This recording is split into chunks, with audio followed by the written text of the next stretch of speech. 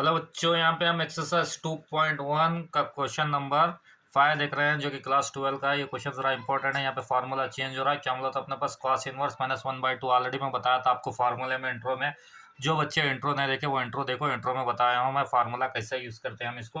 तो सबसे पहले हम यहाँ पे क्या करते हैं, लेट एज्यूम करते हैं। एज्यूम करें अपने पास, क्या एज्यूम करें, cos inverse minus 1/2 is equal to Y.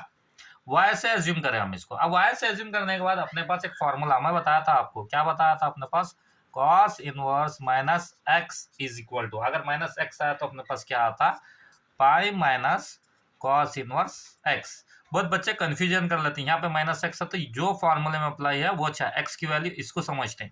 अभी मैं इसको कैसे सॉल्व करें, अच्छे से देखो।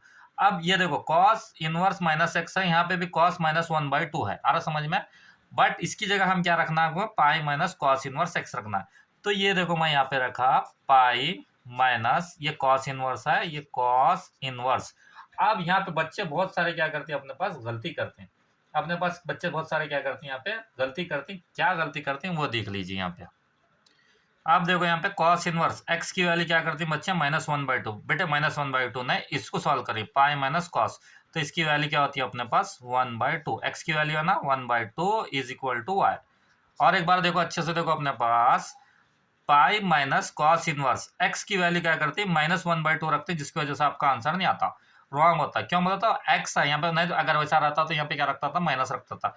इसी को फॉर्मूले की हुई। क्यों बोला था अपने पास कॉस इनवर्स माइनस एक्स है, कॉस इनवर्स माइनस 1/2, जिसका आंसर क्या आ रहा, pi minus cos inverse x आ रहा। तो यहाँ पे pi minus cos inverse 1/2 is equal to y. तो यहाँ पे बच्चे बहुत सारे गलती करती। अब अपने पास यहाँ पे हो गया ये पाई माइनस ये कॉस इनवर्स।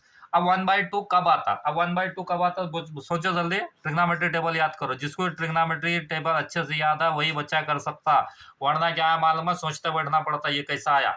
1/2 कब आता, cos π/3 पे आता। तो ये cos इनवर्स गेट कैंसल। बहुत सारे बच्चे कंफ्यूजन में रहते हैं कैसा डिवाइड होता, वो cos इनवर्स का मतलब क्या है बेटे, 1/cos इंटू ये अपने पास cos, तो जो क्या होता है, कैंसल होता। आ रहा समझ में, इसी को हम लिखते हैं।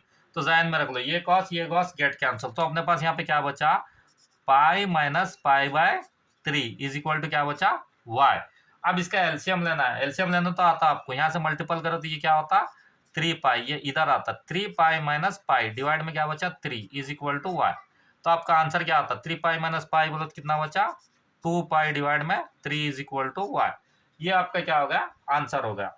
और इसको ऐसा भी लिख सकते हैं, y इज इक्वल टू 2 पाई/3।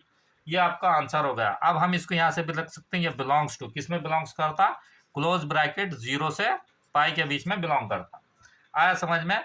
अब यहाँ पे लिख सकते हैं देयरफॉर p वैल्यू इज 2 पाई/3। This is your answer. कुछ डाउट रहा तो कमेंट कीजिए, लाइक कीजिए, शेयर कीजिए, सब्सक्राइब कीजिए, स्क्रीनशॉट ले लीजिए। Thank you so much.